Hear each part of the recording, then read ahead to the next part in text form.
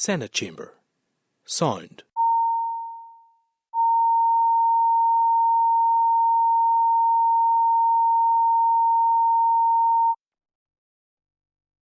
Senate Chamber. Sound.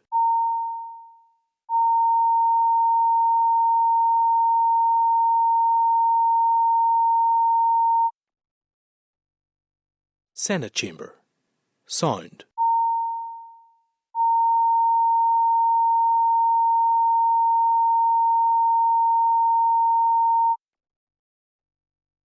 Senate Chamber. Sound.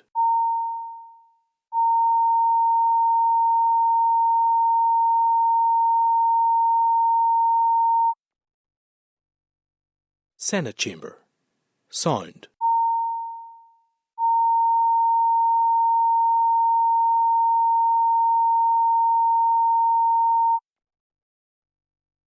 Senate Chamber.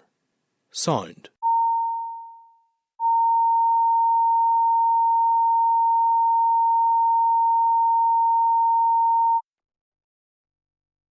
Senate Chamber. Sound.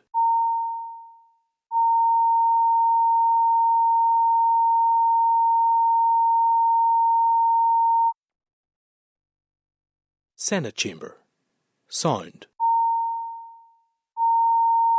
Senate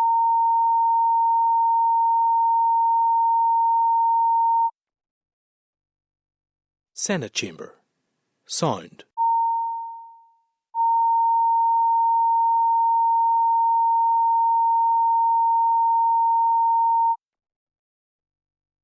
Senate Chamber. Sound.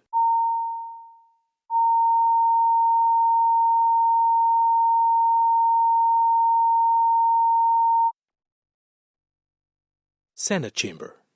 Sound.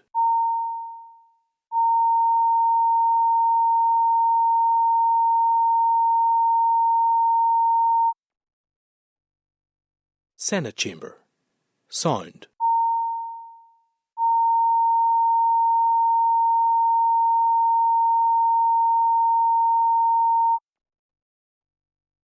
Senate Chamber.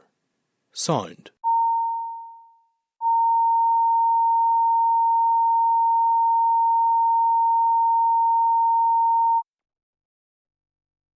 Senate Chamber. Sound.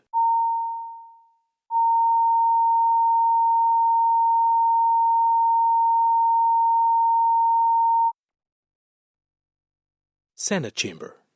Sound.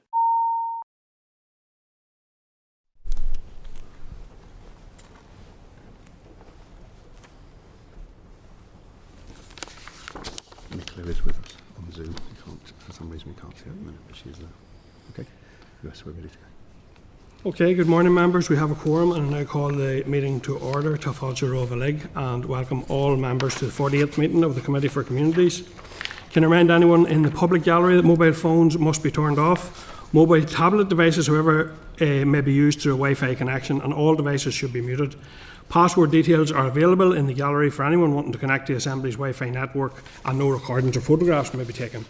Can I also remind members about the protocols regarding the use of electronic devices? Please switch all mobile devices to airplane mode and activate Wi-Fi connection. Please also use tablet devices discreetly and in a way which does not interfere with proceedings, and be aware of the cameras and sensitive microphones when using the tablet devices. Agenda item 1, members' declaration of interest. I remind members of your responsibility to declare any interest in any of the items under discussion today. Does any member have any interest to declare in relation to today's items? Member of the deaf community. Thank you, Kelly. Any other interest, members? No. Thank you. Okay, members, agenda item 2, apologies. Are members aware of any apologies? Morris Bradley. Okay. And clerk, are you aware of? No more. Okay. Thank you. So, members, the disorder in Ballymena and all locations across Antrim and Larne and other areas is to be condemned in the strongest possible terms. I join the call for calm on the streets and for elected representatives to be measured in their commentary and responses to terrible scenes we have all witnessed.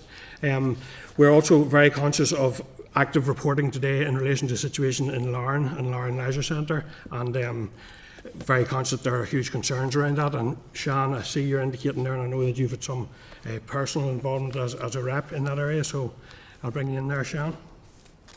Thank you, Chair. I really appreciate that. It was actually just on the back of our own minister's comments, to be honest. I wanted to give a wee bit of context to what had actually occurred that night. I have been engaging with community organisations over the last 3 nights trying to get people to safety when their houses have been attacked. On that particular occasion, we were able to get 17 people out of their homes before they were set on fire. One of those homes had 5 children in it. They were brought and escorted to a police station out of safety at 1:30, 2 o'clock in the morning, and at 3:30 a decision was made to take them to a place, a publicly owned place of safety, in line with council guidelines when it comes to an emergency response. In that group were 4 men, 5 women and 6 children. That was including children as young as 1 year old, and they were taken there at 4 o'clock in the morning. And they then were taken out of that leisure centre at 3:30. So it was literally 3:30 in the afternoon. It was literally as an absolute emergency stopgap until we could get them emergency accommodation. And as I say, 5 of those children were escorted out of their house within minutes before their house was set on fire by vigilantes. And for a minister with responsibility for communities, with responsibility for housing, with a statutory duty through him and his department and his arm's length bodies to provide emergency accommodation for those who need it, to suggest in any way that an elected rep should have been consulted and give permission to allow those people to be taken to a place of sanctuary at 3:30 in the morning, I think sets a very, very dangerous tone. And I think that we have seen the outworkings of that. I understand that there's anger in Ballymena. I really do. I understand that there are issues. We are acutely aware. But all this has done is to take away the focus from what it should be on, which is violence against women and girls. And we are just perpetuating more and more trauma on women and girls in the town, particularly, and I have to say, those 5 children and a heavily pregnant woman who was also escorted from her home with a week before she had to give birth. She was in that group that were going to be taken to Lauren Leisure Centre. At this moment in time, I'm really genuinely concerned about the approach that the Communities Minister has taken, Chair. Thank you. Go ahead and raise your point of order. Just on this point, Chair, I'd expressed exactly the same concern that Sean Mulholland has expressed, and in particular in relation to all of the families and that were involved and had been threatened and had to move from their home.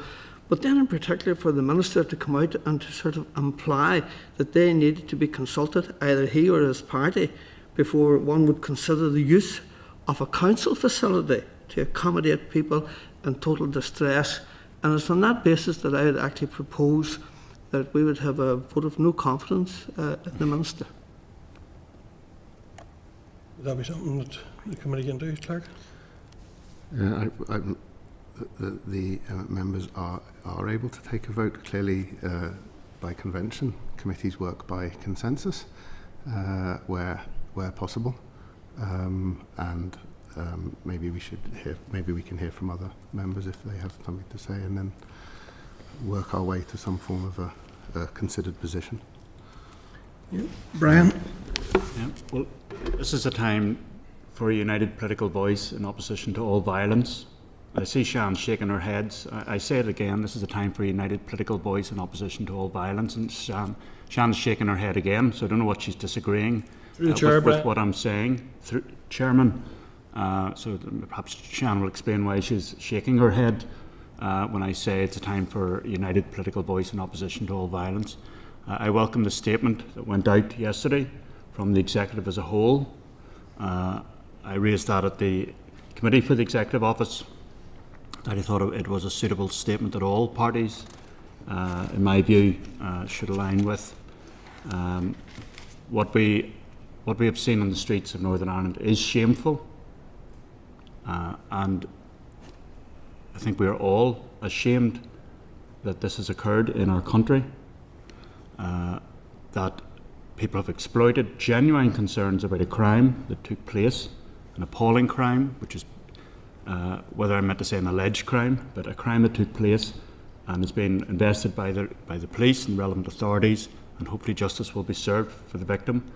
But now that other victims have been created and that people with a malevolent agenda have exploited people's anger and concerns, and the violence which has occurred is shameful, and more people have suffered as a result of that, and more people will suffer when they are brought through the justice system rightly for crimes that have been also perpetrated.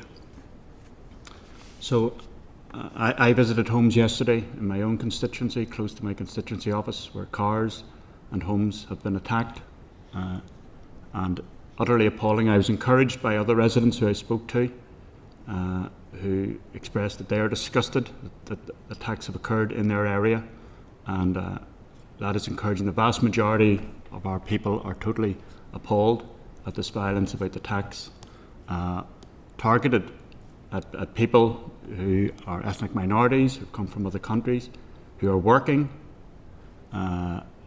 Typically in the households I was visiting, both adults were working and children are attending local schools. Maybe the adult working in 2 jobs to provide for their families. So we should be united in condemning that violence. I do note today, and I do regret that some parties, and even at the start of this committee, the first thing is to indulge in party politics. Obviously, we're a political forum. People have the right to question the conduct of other elected representatives, other members. But that has been the focus this morning, I regret to say, party politicking. So for those who want to find fault with one member, with the Minister, he has explained the circumstances in which he made clear that the use of the leisure centre was on a temporary basis at a time when a protest had been called for by some people, and that the police had asked for clarification to be put out, as he explained that it was a temporary measure. I'm quite used to leisure centres, community centres being used as temporary evacuation centres. We see that when bomb scares have happened in the past, when there's been a fire in a property. That's happened quite recently in my own constituency, where a block of flats there was a fire and people were moved as an emergency evacuation centre. So that is quite routine. Gordon Lyons was clarifying that it was a temporary measure. Apparently there was rumours going around that it was going to be permanent. But the attack on the leisure centre is absolutely appalling. It was an antisocial attack on the community as a whole, and even the footage of people who were attending that attack is shameful. So we should all be supporting calls for those responsible to be brought to justice. We should be calling for an end to all attacks. We should be calling for a rejection of those with a malevolent and racist agenda, exploiting people's concerns about other issues. But certainly we will be opposing, for those maybe who haven't heard Gordon Lyons' interview, where he's explained the context of that he was clarifying what was happening at a time when a protest was known already to be taking place, that it had been planned. We should all, people have a right to protest, but that should be in a calm and peaceful manner and within the rule of law. So I'll be opposing any attempt at this party politicking, and I regret that that's the focus of some members this morning. Thank you, Brian. Kelly? Thank you, Chair. I live in an area where, when there's bad weather conditions, emergency arrangements are made on a regular basis. I don't expect any council staff to phone me to ask me if it's okay if they use a leisure centre to save someone's life and to give them shelter during a crisis. In fact, as my whole time as an MLA, I have never been consulted with for an emergency centre to be used, and that includes a World War II bomb going off in a large residential estate recently in Newtonards. It includes a high spring tide where we had families whose homes were under 3 and 4 feet of water. So I don't understand why a seasoned minister who's been a minister for quite some time used language like him and his party colleagues should have been consulted. That's utter nonsense. Utter nonsense. I've never heard tell of it in my life, and I've been in politics for quite some time. We have a horrendous incident is going on, and I will agree with Brian, we all stand together in condemning this horrendous violence. It could have ended up in murder, because the leisure centre that was set on fire, that had previously and temporarily provided shelter for those people, there were residents in that and staff in that leisure centre whenever that attack was taking place.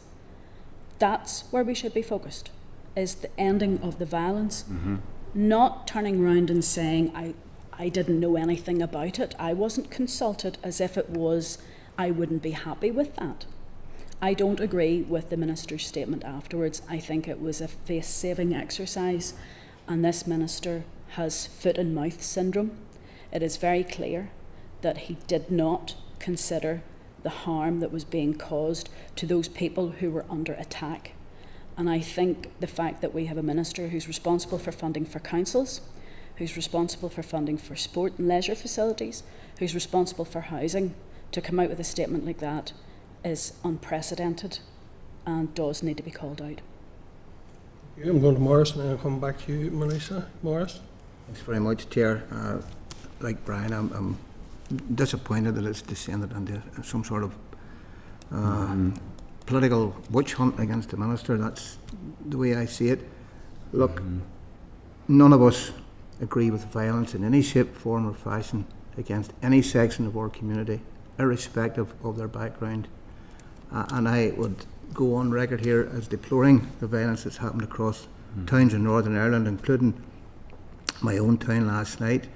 I would say that personally, I get regular communication from the PSNI about a whole range of issues that are happening in my area.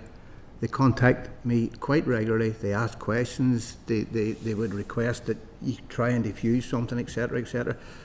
I work quite well with the local PSNI, and they work quite well with me, and it is common practice in my area. I can't speak for other areas. I do think the Minister's comments have been taken out of context. It's like reading a book, 10 paragraphs, you take the first paragraph, and that might be your opinion of the whole book. And sometimes it's best to get the facts before you say anything. And I feel that some people have not read the Minister's post statement, whatever, in full. From my own point of view last night, it seemed to be a lot of young people, and that's a concern of mine, that right through my working life since 1969, there have been men in the background who have been orchestrating young people to go out and commit acts of violence, and then they walk away and leave the young people to feel the full force of the law, get a criminal record, and perhaps ruin their opportunity for employment throughout. It's not needed. Listen, I was in hospital on Tuesday morning. There was 4 people attended me from anaesthetists, doctors, surgeons, etc., etc., who came in and spoke to me. Operation was cancelled, but that's neither here nor there. And I would say 4 different ethnicities were involved in that conversation, and I was grateful for every one of them. People are in a misconception that people who come to this country as immigrants are not providing anything. Take Coleraine Railway Road. Most of the businesses on the Railway Road are there's Turkish barbers, there's a pizzeria, there's 2 public houses, there's a restaurant, and they were all closed. There's a loss of revenue, never mind the threat of violence. Transport was disrupted because somebody thought it was a good idea to put a wheelie bin across the railway tracks and set fire to it. And at the station, the railway station, it's the bus terminal as well. So we can't have this sort of violence in Northern Ireland. I deplore it. And I'd ask young people to think very carefully. Who's asking them to do these things, and in whose name are they doing them? Because they're certainly not doing them in the name of the vast majority of people of Northern Ireland. And I, like my colleague here, Brian, I think it's time for calm heads, and calling for votes of no confidence, calling for the Minister to resign is a bit premature. Thank you, Chair. Morris? Melissa? Chair, I would just like to sort of respond to the allegations that this is to do with party politics. That is certainly not the case whatsoever. I listened to the Minister's statement this morning on the radio as well too, and he seemed to be attempting to divert attention away from his statement to the fact that it was public knowledge that these immigrant families were being accommodated in Larne.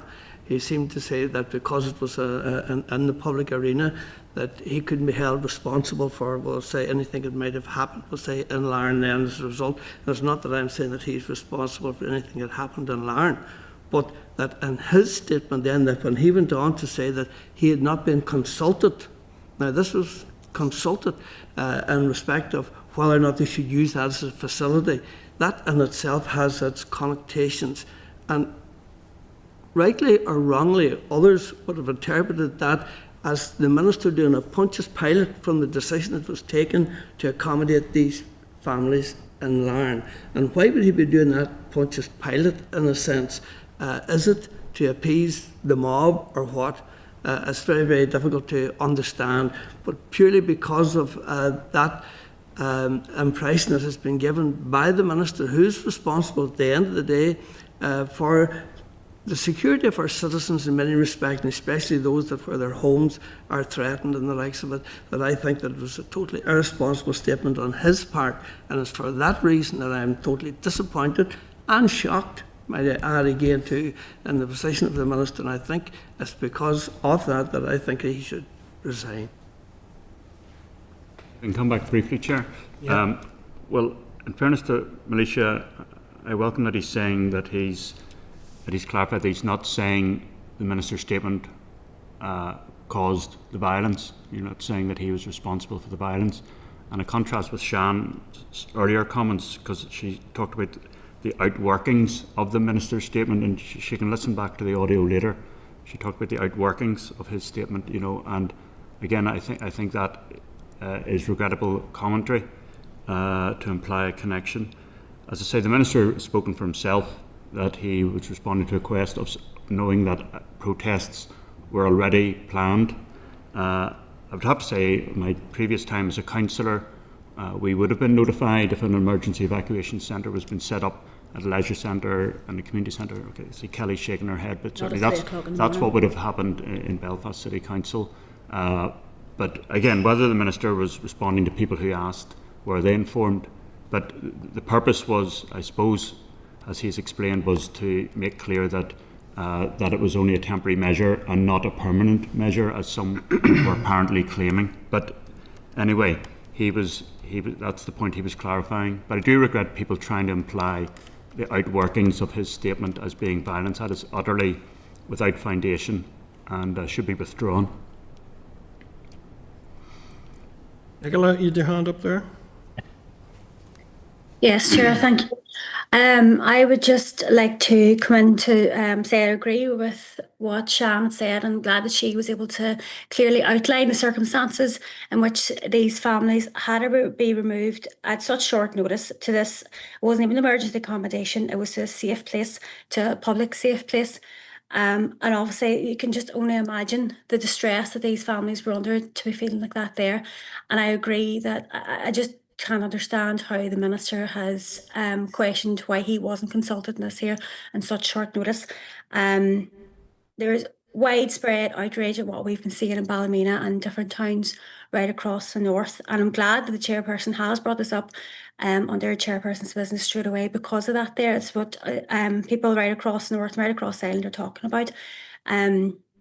There is widespread outrage at what we're seeing, the racism that we're seeing, and I think our Communities Minister needs to be leading from the front. He is our Minister for communities and for housing, so I can understand Militia's call for a motion of no support and no confidence, in the Minister, and I do support Militia's call in that regard. Andy.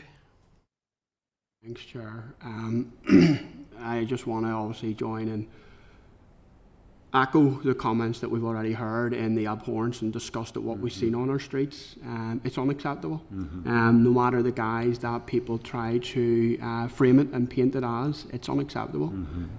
We have seen violence on our streets far too often. right throughout the years, and we cannot allow this great place that is our country, Northern Ireland, to slip back into that. And I think I've heard universal condemnation right across the board here.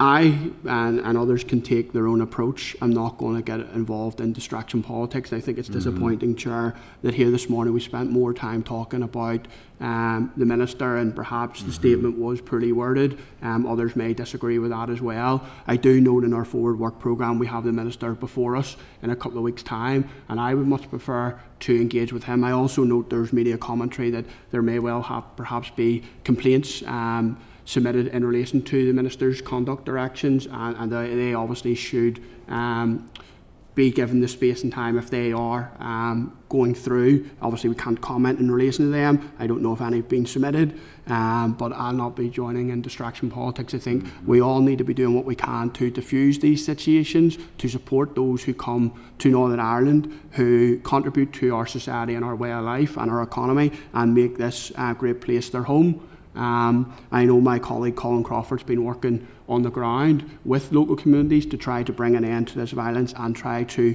dissuade others from getting caught up in the violence. You, Andy. Sian? Yeah, no, I'll happily clarify my comments for the record. I think that the outworkings that I reference is the hurt, the pain of those communities who felt that their community's minister wasn't standing up for them. The comments below the post, which were referred to and responded to by the minister and I think he called some of them, those comments actually went into fueling more anger and more aggression. I feel, I'm not saying, and I will be very clear, I'm not saying that the minister caused for the Larne Leisure Centre to be set on fire. The only people who are fully responsible for that are those who threw the bricks and the petrol bombs. So I'll happily be on record for that. However, I won't shy away from saying that the outworkings of the minister's statement caused a huge deal of harm and a huge deal of pain. I had literally within half an hour of that statement going up on the Facebook, I had community representatives of communities that I have been working with saying, why isn't he standing with us? Why is he saying that? Does he not know who was sent to the leisure centre? And also, secondary point is, I was a councillor for 8 years on the same council actually as Brian. I never once was asked permission or asked or consulted, I think that's the term, consulted of whether a council facility could be used. I normally got an email to say, let your constituents know that this is what's happening, but I was never consulted. So I think the language was very poor. And as just on the very, very last note, Chair, I don't think this is distraction politics. I think this is a committee that this is where this conversation should be had. It shouldn't be had and threatening to put complaints into the Standards Commissioner and the public. I think that has to be allowed to run its course in the way the process is designed to work. But this is the committee that holds the minister to account, that also supports him in his work. And I would happily have supported the minister in meeting some of the families that I have been dealing with, and some of those families that I've been helping to get to safety over the last 3 nights. I would have happily supported that. So I just wanted to clarify. In no way am I saying the minister had a direct cause for Larne Leisure Centre going up in flames last night, but I will say that there were outworkings of his post that caused pain, fear and anger. Andy, you're looking back. Yeah, Chair, I just want to come back on that because I think some of those comments to yourself are related to my comments. It absolutely is distraction politics, and I don't want to be getting into it. We absolutely should be talking about these issues here, and the minister is the minister responsible for housing and communities, but it is distraction politics when we're talking about votes of no confidence, when we all aren't in receipt of all the full facts. I haven't heard the minister's statement this morning, so I'll not be participating, and that's why I'm referencing it as distraction politics.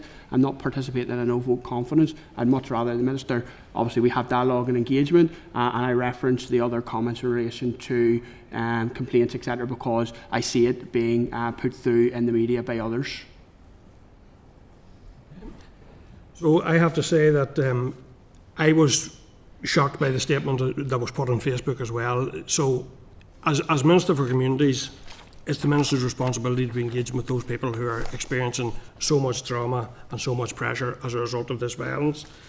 As a Minister for Housing, I would have expected that he was centrally involved in ensuring that those people were being housed and were being kept safe and were being facilitated when they were forced from their home to have other accommodation available to them. And indeed, as a Minister for Local Government, the attack on the leisure centre, that the Minister should have been supporting the staff of the leisure centre to provide that security and safety that people required at that time. Daniel? Yeah, Chair, sorry I'm late. I was listening in. I've heard Melissa's proposal and the wider discussion by members of the committee. I do have to say that it is entirely regrettable that the Minister fell well below the standard that was expected as a community leader, let alone in his role as an MLA for his own constituency, but also as the Minister for Communities, all communities across Northern Ireland, and also as the Housing Minister. I think the post is quite shocking, actually, for a Minister of his experience. He should understand from the scenes of the last few days how it can inflame and aggravate some of the issues we're seeing on the ground. I think what we've seen online, and I've heard his attempt to justify it this morning, is unjustifiable. The SDLP have referred him to the Standards Commissioner. I would agree with that. This is a time for leadership. He is in a very critical and important role, and I don't believe we're seeing that leadership. I don't believe we're seeing it at all. And some in this committee, Chair, have said that this is not the time to be political. But the language of the last number of weeks from parties in this House have not helped with the situation right across Northern Ireland that we're seeing play out on our streets. Political leadership is vital.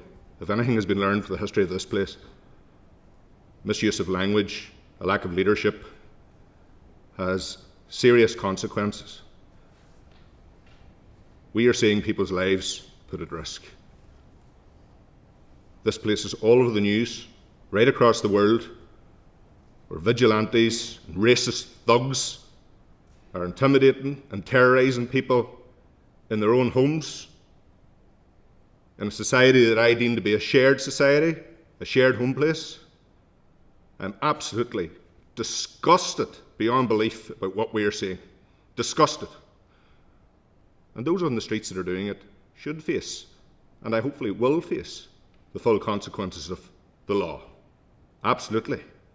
And there'll be a responsibility from all executive ministers, but equally every community leader that is elected to this House, to ensure that that is the case.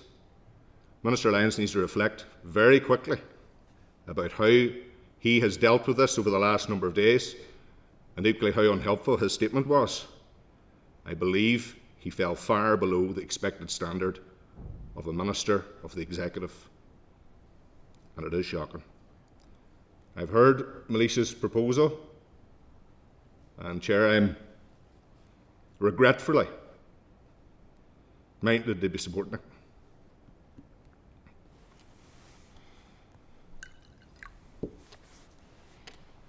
Okay, Melissa, do you want to come in on that then, in terms of the proposal? The proposal has been put, and I'd like the committee to take its decision on. So I don't think we've been able to achieve a consensus. There are clearly different views in the committee, so I feel that we will move to a division. So the question is, members, that the proposal be agreed. All those in favour, please raise your hands.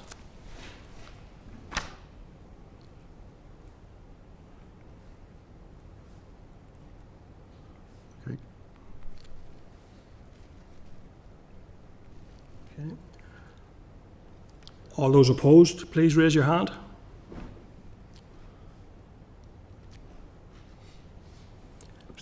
All those abstaining, please raise your hand. Thank you, members. Clerk, can I ask you to summarise the outcome of the division, please?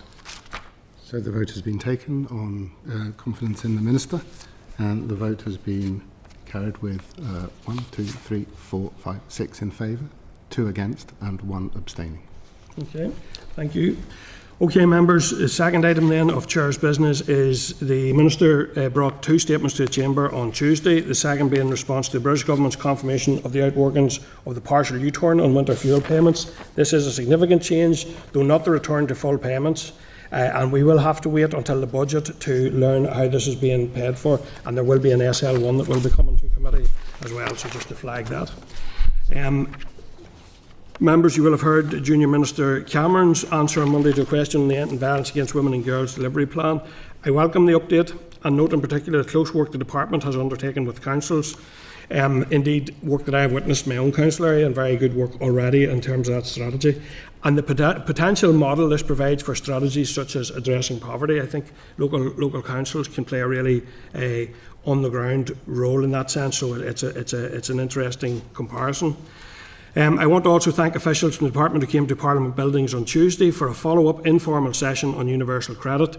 The original session in January was very informative, and this session was no less helpful. I feel committee staff have circulated the briefing paper via email, but I thought that was really good, a good session in terms of the detail.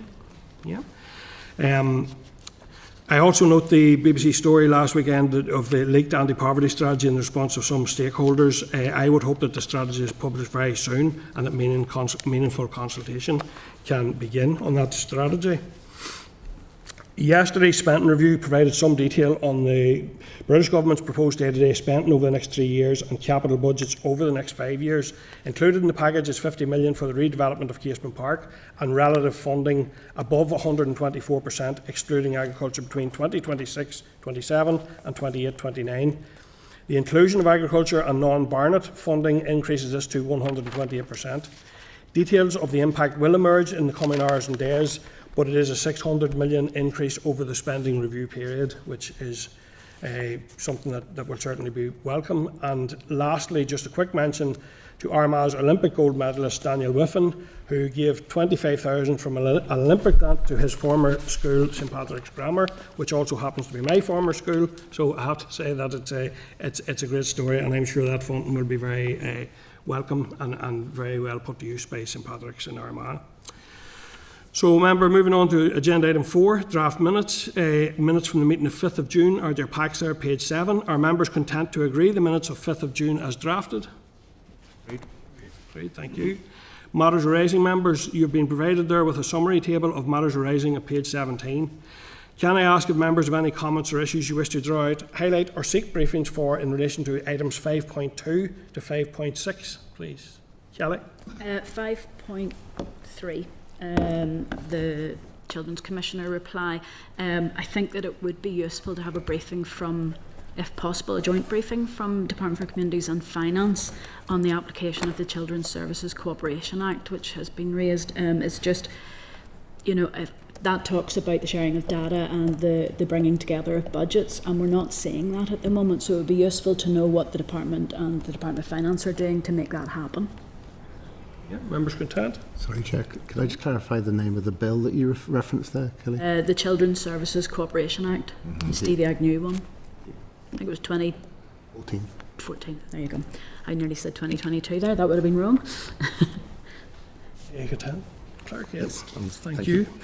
Okay, members, in regards to follow-up information from the Children's Commissioner at 5.3, the links provided in the reply may not work on your pack, and committee staff have emailed copies of the reports yesterday, so hopefully the links in the emailed version work, and I imagine you could also cut and paste that link, but just the way the packs operate, the links aren't active. At 5.6 there's an offer to brief the committee on the executive programme on paramilitarism and organised crime. Do members wish to be briefed or anything? Yeah, members content for it. Can we ask at that briefing, I know we've received some of the outcome or some of the reports, but it doesn't actually give us any of the outcomes, the societal changes that have been achieved. If maybe we could ask as part of that presentation how that is being monitored. Is it through good relations reports or how is that being done? Members content with that? Thank you. Chair, sorry, I have another one I meant to. Yes, go ahead. It's 5.5, the Pathways to Work Green Paper. I think we need to find out, in the Green Paper it talks about the difference that's going to be made for young people that ages, you know, from 16 through to 18, you know, and the fact that they would there'll be an alternative to them being on benefits.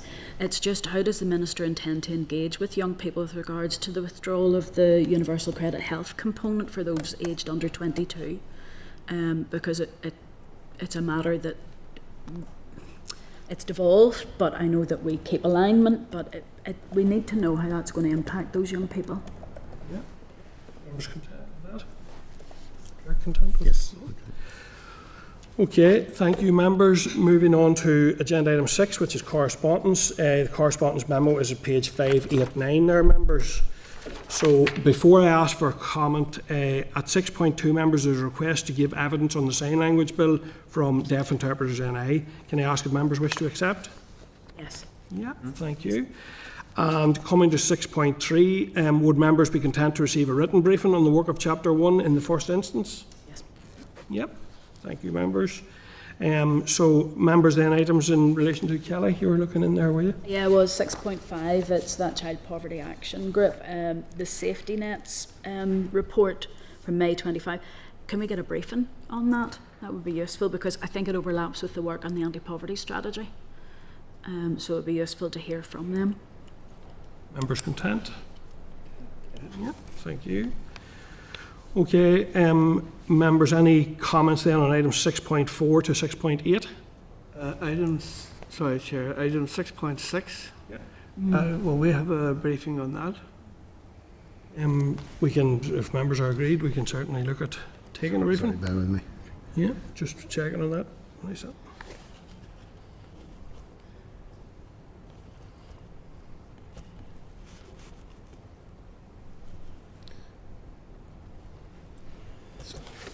Sorry, Minister, that's the loss of EU funding and its impact on equality groups? Yeah. Yeah, Thank you.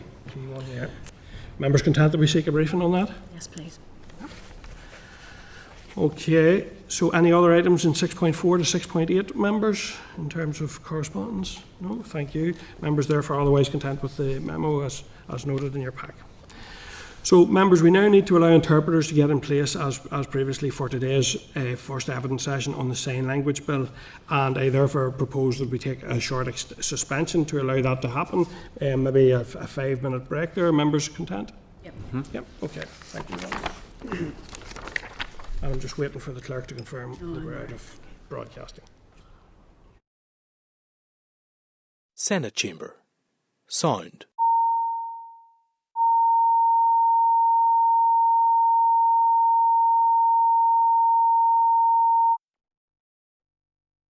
Senate Chamber. Sound.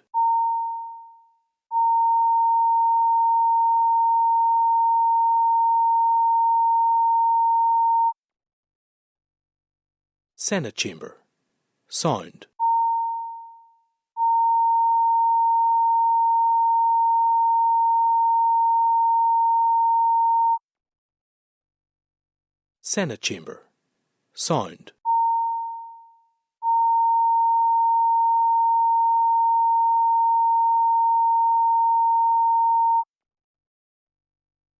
Senate Chamber.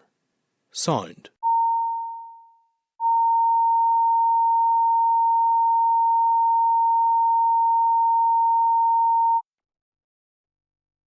Senate Chamber. Sound.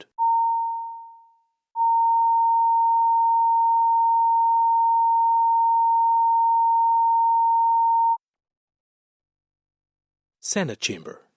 Sound.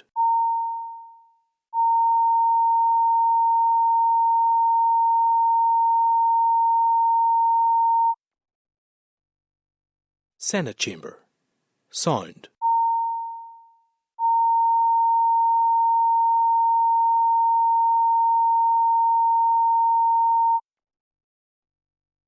Sound. Senate Chamber. Sound.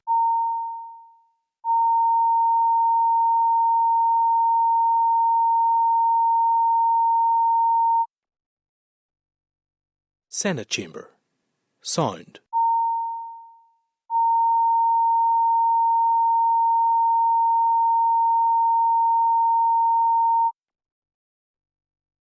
Senate Chamber. Sound.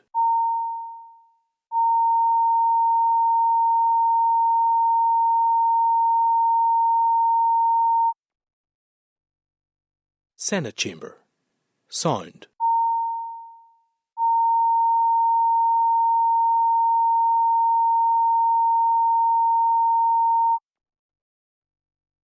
Senate Chamber. Sound.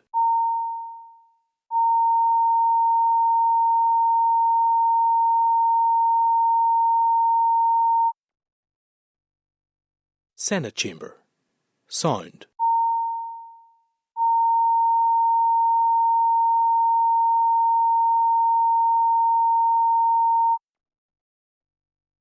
Senate Chamber. Sound.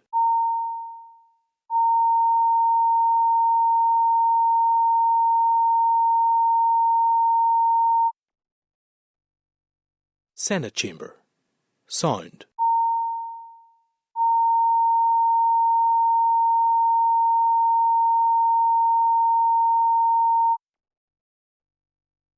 Senate Chamber. Sound.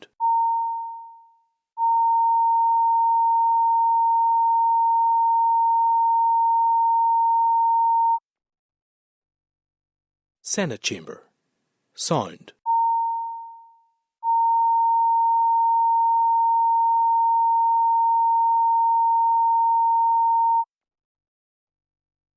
Senate Chamber. Sound.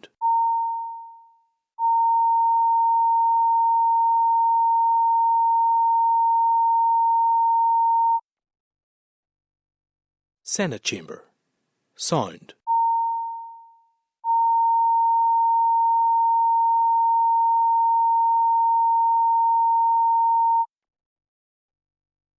Senate Chamber. Sound.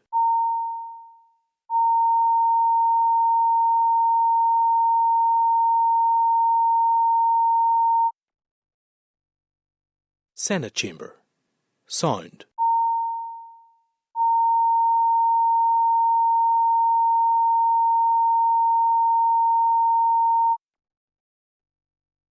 Senate Chamber. Sound.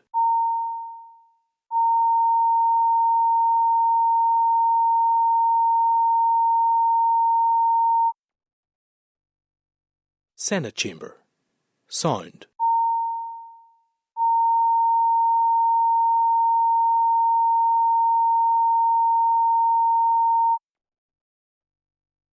Senate Chamber. Sound.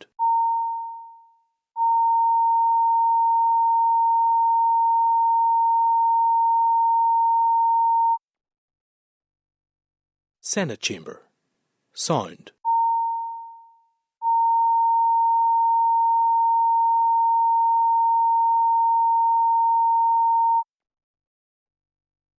Senate Chamber. Sound.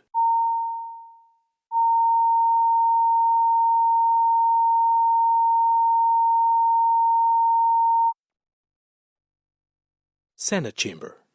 Sound.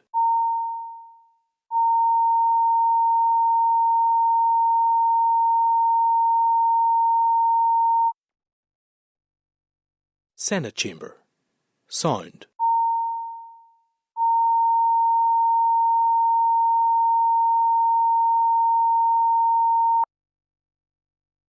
Session Brian folks. isn't back in the room, but we can start. Okay, we're ready, Chair. Okay, members, so we're now resuming our meeting at agenda item 7. So this is the RNID evidence session on the Sign Language Bill. Members, papers for this agenda item start at page 625. And it would be helpful, members, if possible, when discussing the bill, if you refer to relevant clauses where that is the case. So I now like to welcome the following representatives to the meeting. Teri Devine, Morning. Association Director for Inclusion and Employment, and Mariette Mulvenna, Development Manager.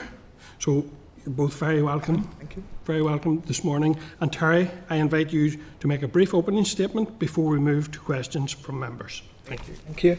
So we'd like to thank the committee for inviting us along and giving us this opportunity this morning to give evidence, obviously, on the Sign Language Bill. Introductions, as has been said, I'm Teri Devine, Associate Director for Inclusion and Employment at RNID. I have been there for over too many years, shall I say. Joined in 2001. And I'm also on the BSL Advisory Board at Westminster. And I'm a CODA, so I'm a child of deaf adults, so sign language was my first language. And I also have the unique perspective of working on all 4 sign language bills across the UK. So I was involved in the Scottish one initially, as you can tell from my accent, I'm Scottish. So I was involved in the Scottish one in 2015, and then the Westminster bill as well, and consequently on the BSL Advisory Board, currently working on the Wales one and the Northern Ireland one. So that's a brief introduction from me, and Mariette, if you can introduce yourself. Good morning, everyone.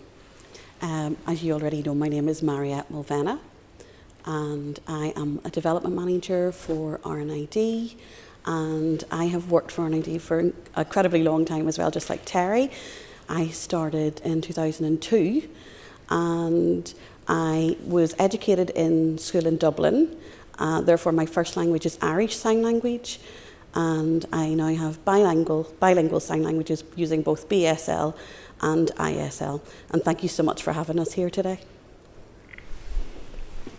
We would like to recognise the work that the deaf community in Northern Ireland have done in campaigning for this bill. It's really important to the whole community. And the role within the Department for Communication for Communities and the Minister for Communities for introducing the bill. So RNID, along other charities representing deaf sign language users, campaigned for, as I've said, the Scottish bill in 2015, the Westminster BSL Act in 2022. We're also supporting the Welsh bill and the Northern Irish bill, which we're hoping will be very successful. So RNID fully support the Sign Language Bill for Northern Ireland and its goal to recognise sign languages in Northern Ireland and promote them. So that includes BSL and ISL in Northern Ireland. And Northern Ireland is uniquely lucky in that it is the only executive-led sign language devolved legislation. And it gives it the opportunity to go a lot further than other pieces of similar legislation in the UK, because the other ones have all been private member bills, so they can't quite have the same weight that the executive-led one does. So obligations put on the Department of Communities to promote the greater use and understanding of BSL, particularly making sign language classes available to deaf people, and that includes ISL, their families and carers, is a huge step forward ensuring better access to sign language. Furthermore, the accreditation scheme for interpreters and sign language tutors should help the executive better understand the workforce available to support deaf sign language users in Northern Ireland, and in turn address any shortages. And overall, we hope that the consultation with the deaf community outlined in this bill so far is extended into the implementation as well, to ensure that the needs of the deaf community in Northern Ireland are kept front of mind. So the community has to be front and centre in everything we do here. Thank you. Thank you.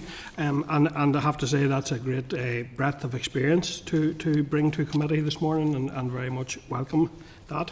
The committee has heard concerns that Clause 8 and its requirement to consult with at least one person or group is too limited. Your written submission expresses support for the clause as drafted. Is at least one person or group enough, especially if the same person or group is used frequently? No.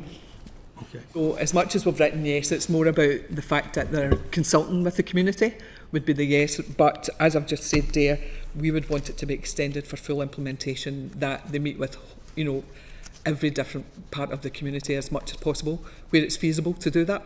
You engage with, because deaf people are all different and they've all got different needs, and there's different levels within the community itself, so we would expect that there is consultation across. Thank you. I think the fact that there's two sign languages involved in itself does indicate that. Your written submission does also cite alarming research from last year that found that 82% of deaf BSL users believe there's still a stigma towards deaf people and people with hearing loss, and 71% of BSL users believe that most people hold negative attitudes towards them. Can you give some examples, Teri, of how this manifests itself, and how do you believe that this is a key indicator for the future success of this bill? So one of the things that you talk about in the bill is educating families with sign language, you know, that the families have it. One of the biggest barriers for deaf people is everyday life, is accessing information or accessing services wherever they go, whether they're going shopping, whether it's education. So it's about actual access to everything in everyday life. So that's about educating the general public as well. Because if people don't know how to approach a deaf person or how to communicate with them, there's an automatic barrier there.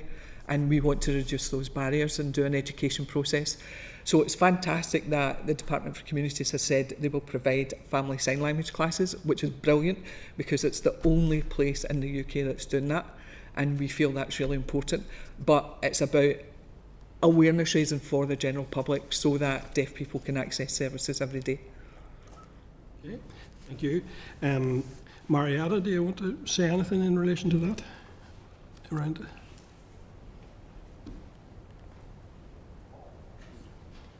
You're asking me to comment on that question, Chair? Sorry, apologies. Yes, around stigma. Certainly, yes. I have to agree with what Teri has just said, in that I'm a deaf person myself and I do face barriers on a daily basis. Those barriers are certainly linked to stigma. They can be very overcome with very basic deaf awareness within the general public, and I feel that that would make a massive difference.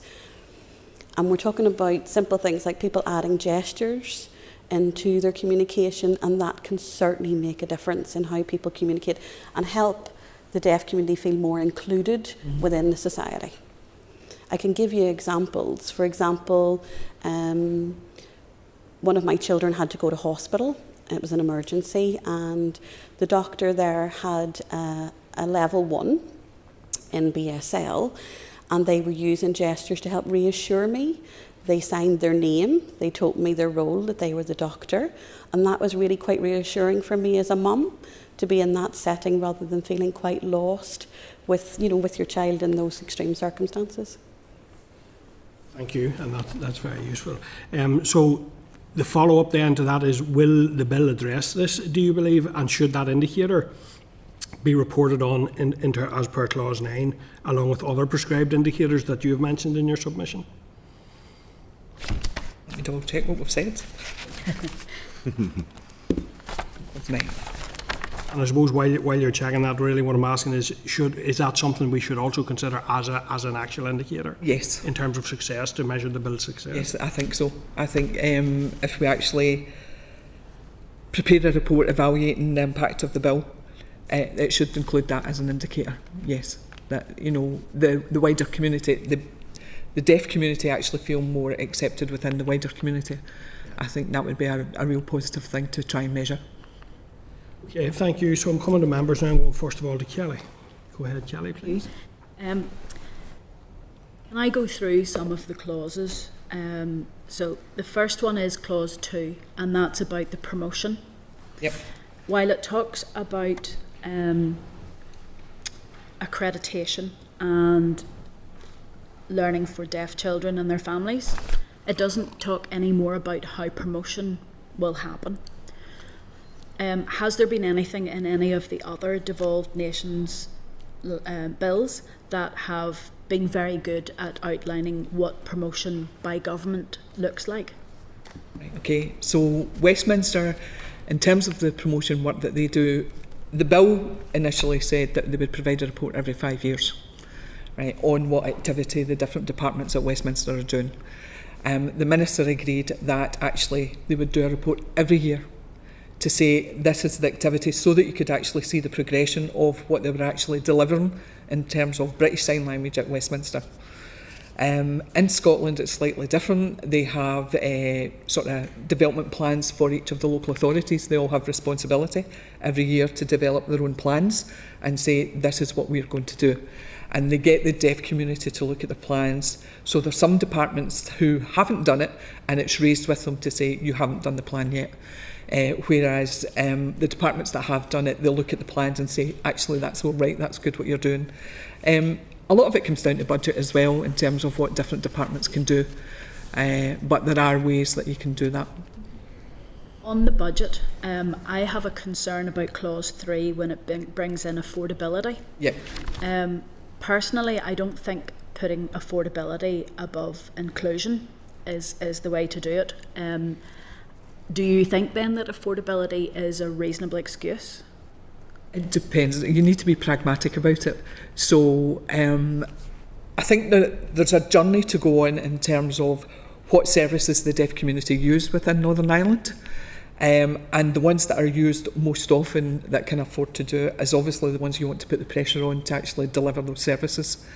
There may be smaller departments that don't have the budget to do it, but there's no demand on them from the community. So I think it's actually being pragmatic about it and saying, you know, is it about making that provision when you don't actually have the money there to do it? But there are ways around it where, as a central service, what you can do is establish like a VRS service that all the departments can use, and it's managed centrally, and that's what happens in Scotland. They've got their own VRS service that the community can use, and different departments within the government can use, or local authorities. Health use it. In fact, it's gone as to the stage that deaf people can use it to order a pizza, if that's what they want to do, because it's about full inclusion in life. So there are methods that you can put into place to support the affordability element of it. Just on that, clause 5 talks about reasonable steps, but they're not listed in this bill. It would come in regulations later. Yep. Do you think, therefore, it would be more appropriate to sort of start to point out those that are considered as unreasonable? You know, going to an accident emergency department, you should expect to have someone there who has a level of sign language. Going to a dentist, going to, you know, are there certain activities in life that we would say there's a piece of legislation now, you cannot use the affordability because it's written down and you have to have taken reasonable steps, but there are some areas that are no-go. You have to do, you have to provide interpretation. Yes, absolutely. We would very much consider health as one of the key areas that you have to provide interpreters, and they have to be suitably qualified interpreters. Legal is another area that you have to have appropriate level interpreters that have the CPD and have the qualifications. Health in particular is key, where somebody's life is at risk and they want to make sure they're getting the right information around medication or anything like that, and being told, rather than have, which has happened in the past, people have brought their children in and the child has had to interpret for the parents and say, your mum's got cancer, which is completely inappropriate. So it does have to be, and I was told of an example last week of someone who had gone to the hospital, had an interpreter, and the interpreter was a trainee interpreter, and she said, the jargon's too much for me. She says, I should not have taken this. So it's really important that you have a qualified interpreter to do the work. And that's one of the things in clause 2 about the accreditation. There is no defined accreditation in the bill. I wouldn't expect there to be, because that could change, but that's to come forward by regulation. Yep. How vital is it, therefore, that the community are involved with setting what acceptable accreditation is? It's really important, particularly in Northern Ireland, because you have the two sign languages, and the qualifications for ISL are quite different from the qualifications for BSL. So it's important that you have accreditation that you accept from both, because there's interpreters travel up from the south to support people in the north. So having accreditation that recognises both, so the community can tell you which ones are really important to them. Finally, just on this accreditation, if we are committing to providing sign language classes for people who are surrounding children, in order to get the accreditation and training out to the wider public, especially for adults who have acquired hearing loss later in life, my worry is that in order to teach, you have to have a teaching qualification and a sign language qualification, when actually the sign language qualification is the key thing, because it's the language. Mm-hmm. How do you think that this bill will help that, or is it very unclear? I think it's important that you have both the teaching qualification and the sign language qualification. Just because you can sign doesn't mean you can teach, and there's frameworks around teaching. It doesn't have to be like a school teacher's qualification. There are tutor teaching qualifications that are slightly different, that allows deaf BSL users to go in and teach sign language. So I think it's important that they have those qualifications, because it ensures that the learning of the student is appropriate and suitable for the future. So there are unfortunately quite a lot of cowboys, as we would say, that go out and teach, BSL and ISL who aren't qualified to teach. So people are paying for a service that are not getting the same quality of training. Thank you. Welcome. Thank you. And I'm wondering, just in general terms, is it better, in your opinion, that across key services that a wide range of staff have some awareness, or that within those services that there are people who are specialised in the role and able to be drawn upon? Right, okay. Both. Absolutely both. We would say anybody that works on the front line should have a level of deaf awareness. But if you have a service that provides a specialist service for deaf people, particularly sign language users, there should be somebody there that has a level of qualification.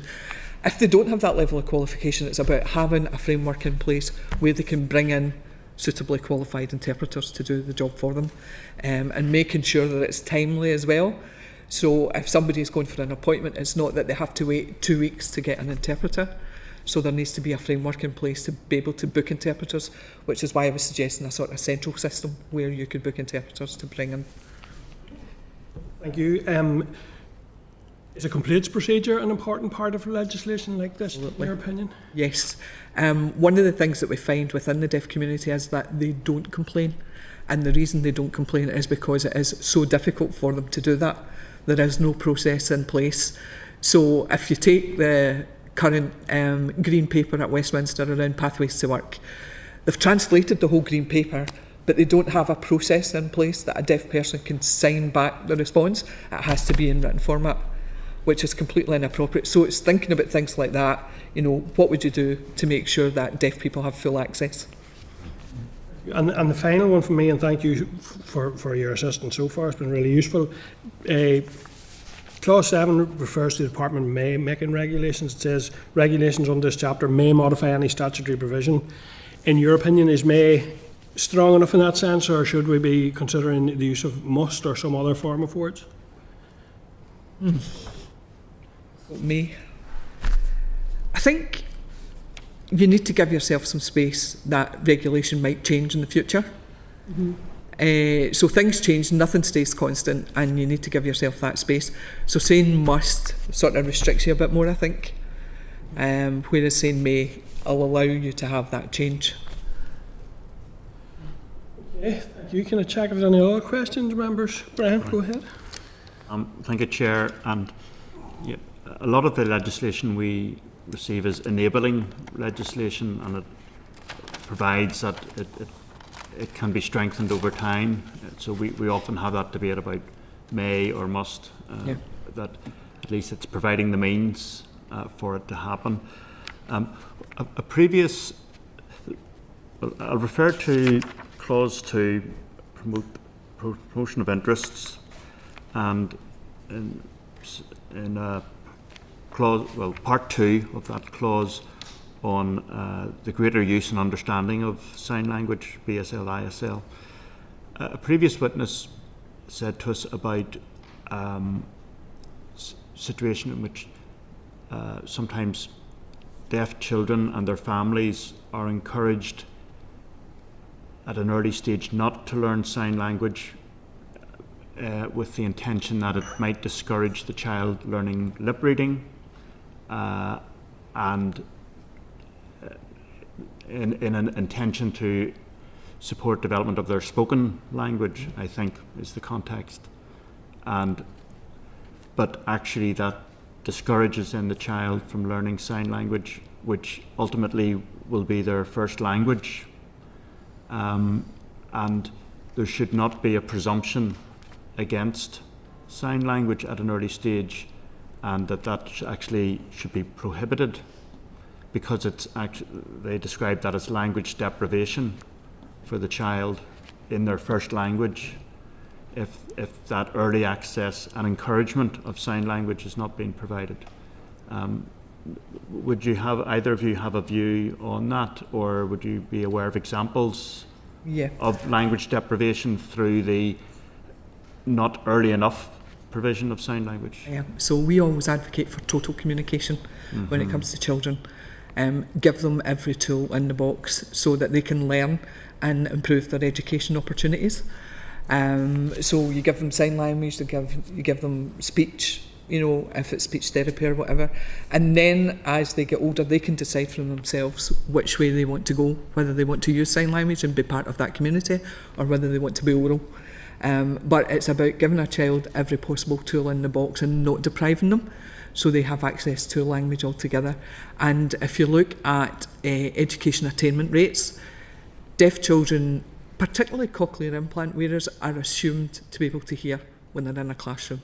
And they miss out quite a lot. They have deaf fatigue, things like that. So the attainment rates are actually lower for deaf children when they're leaving school.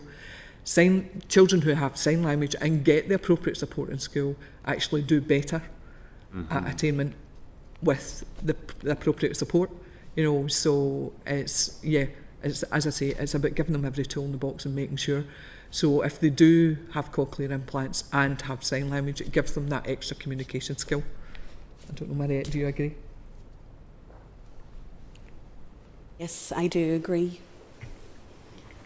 And the reason for that is obviously when I grew up, my parents were encouraged not to use sign language. They were told that wouldn't be worth it. But if you look back, in my own life, I think that the barriers that created, and those other children that aren't learning sign language at a young age, their reading age post-16 is coming out at roughly around 10 years old, which really isn't enough. The evidence speaks for itself and the importance of learning sign language at a young age. Yeah, we will look at, is there somewhere in the text, that we can insert wording, I think, to make that point. Right, I can certainly take that away and give you something written. I know if you had a view on that too. Yeah. Because at this stage, our role is to ensure that the text of the Act is appropriate, at an early stage, at this stage. Yep. Yeah, I can certainly take it away, have a look at the text and then do a written submission, if that's agreeable. Okay, that would be helpful. Thank you. Thank you. Go ahead, Kelly. Just finally, compared to the other pieces of legislation, is there anything not included here that was a really good thing elsewhere that we could maybe consider? I don't think so. Okay. I'm very impressed with the Northern Ireland legislation, to be honest. Having looked at the other ones, the support that's given to children and families is absolutely amazing because it doesn't happen elsewhere and it's really important.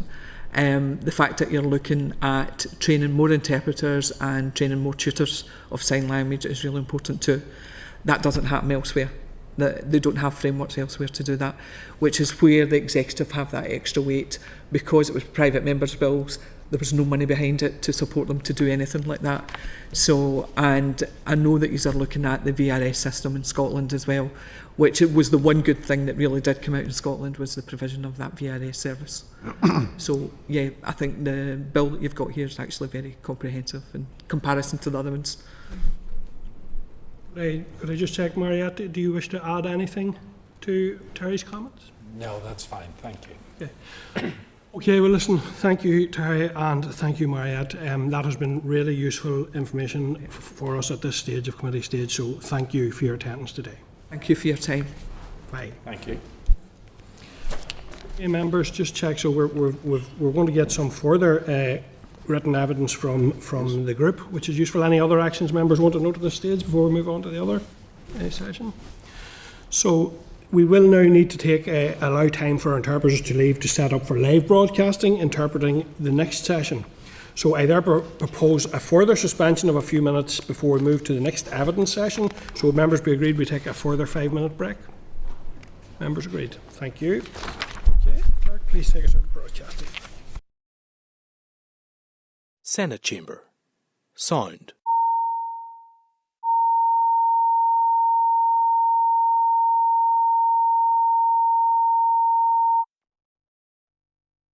Senate Chamber. Sound.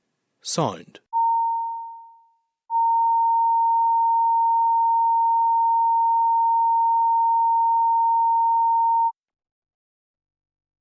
Senate Chamber. Sound.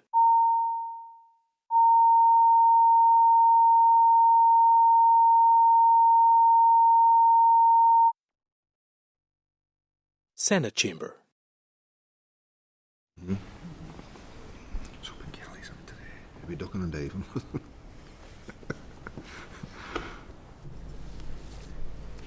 Okay, thank you, members, and we're now resuming at agenda item 8, and this is a briefing from the National Deaf Children's Society, an evidence session on the Sign Language Bill. So, papers for the agenda item start at page 632 of your pack, members, and I'd now like to welcome the following representatives to the meeting. So we have Déirdre Vaughan, who is Government Relations Advisor, and Jacqueline Melville, who is Head of Policy and Influencing here in the North. So you're very, very welcome. And Déirdre, I understand you will make a brief opening statement before handing over to Jacqueline, and then we'll go to questions from members, please. Thank you. Thank you so much, Chair and members of the committee. Just to start off by saying, on behalf of the National Deaf Children's Society, NDCS, I would like to thank you for the opportunity to provide evidence today. Just to let you know, Jacqueline and I are both hearing, and we work as part of a wider staff team of hearing and deaf colleagues, as well as colleagues who are children of deaf adults and parents of deaf children. First of all, we wish to extend a warm welcome to the introduction of the sign language, which offers a meaningful opportunity in this mandate to achieve lasting positive change for deaf children, their families, both now and in the future. The introduction of the bill marks an important milestone, not just for deaf children, families and the wider deaf community, but also, we believe, for us as a society striving to better embed equality and respect in our laws, policies, public services and everyday lives. The bill is long overdue, but most definitely to be welcomed. By way of introduction to National Deaf Children's Society, we are dedicated to supporting deaf children and young people, as well as their families. Across Northern Ireland, we work with and alongside a diverse population of deaf children, and we support all deaf children and families, regardless of level or type of deafness or mode of communication they choose to use. All of our work is guided by the principle of informed choice. That is, making sure deaf children and families have access to unbiased information and support to make the decisions that are right for them, and this includes promoting access to sign language as a key option. We would like to acknowledge the ongoing work of the Department on sign language and also for consulting and involving a range of organisations on this. Our evidence today has been directly informed by our ongoing work with deaf children and families, as well as our consultations on sign language in 2016, 2021 and our recent 2025 survey. So I'll now hand over to Jacqueline, who will highlight the key themes that members may wish to consider during committee stage. Thank you. So the bill is ambitious in many areas, and we particularly welcome commitments to ensuring access to sign language classes for deaf children and families, access to information and services in sign language, accreditation of tutors and interpreters, and duties to promote sign language. These provisions can make a significant and important difference in the lives of many deaf children and families who use or wish to use sign language. But it is perhaps unsurprising that at NDCS there are areas where we would like to see the ambition of the bill to be extended further, or where we are seeking clarification to make sure that the bill will deliver for deaf children. Deaf children are not a homogenous group. Each child, their experience of deafness, their wider circumstances and needs is unique, and their journey with sign language will be individual. This is important when considering how the bill may work in practice, and there are 3 areas we would like to highlight. Firstly, inclusion. So deaf children's relationship with sign language can develop and change over time, and the bill's provision should be available to deaf children regardless of age, of level or type of deafness, or the point they are at in their sign language journey. The bill uses different phrasing at times in regard to sign language, such as where its use is necessary or convenient, or where an individual relies on sign language. The strongest and most poignant theme from our recent survey was the potential of the bill to progress inclusion, equality and respect for all deaf children who use sign language. The phrasing in the bill should not inadvertently or unintentionally restrict the group of deaf children and families that can benefit from its entitlements. To ensure this, there should be a clear and consistent definition that recognises the evolving relationship deaf children may have with sign language. Our second area is impact. To create meaningful change, the bill must extend across deaf children and young people's lives. This means ensuring that the range of prescribed organisations in the bill genuinely reflects the settings that are important to children and families. Again, our engagement has underlined that settings across early years, education, play and recreation, as well as areas like family support, health and social care, public transport, employment support and justice should be addressed. Thinking about the broader policy framework for children, the Children's Strategy and the Children's Services Cooperation Act define clear outcome areas for children's wellbeing across all areas of their lives.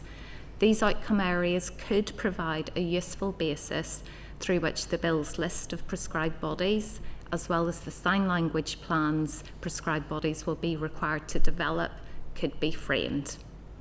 And our third area is implementation. The bill's implementation must be robust.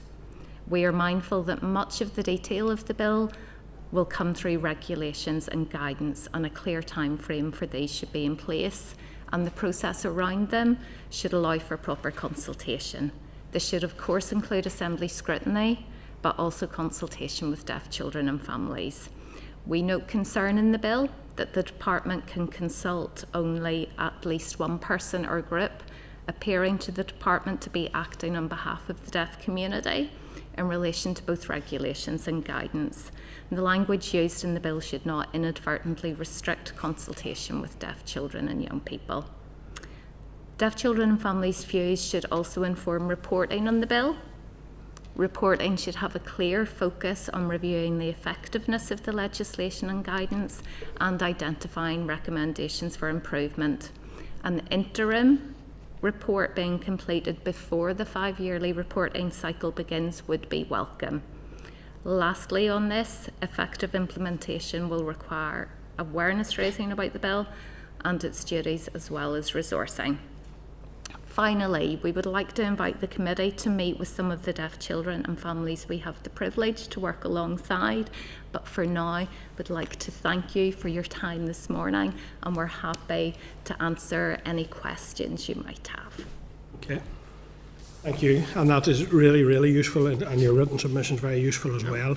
So your written submission does state that 36% of deaf children have been identified as having additional special educational need, and that deaf children here in the north have a higher prevalence of mental health concerns than their peers. So this means that children and their families will be navigating interaction with multiple agencies on an ongoing basis and multiple support services. Clause 3 of the bill states that every prescribed organisation must take reasonable steps to ensure their information and services are equally accessible. And you note the need for a high threshold in relation to that. Can you talk a little bit about what that high threshold might mean in practice and how it might be reflected in the bill? And you've touched exactly on one of the key points, and that's about taking a step back almost and thinking about the arrangements that need to be in place to support good implementation from the bill. So it's thinking about the diversity and the complexity and the richness of the population when we're looking at deaf children and families across Northern Ireland, and making sure two things are in place. Firstly, robust routes to identification of deafness, and understanding that currently the majority of children, deafness is not identified through the newborn hearing screening programme. It might be through that route, but the majority of children are older. They may be compulsory school age before deafness occurs or is identified. So having strong identification in place, and then following from that, having services wrap around children and families holistically.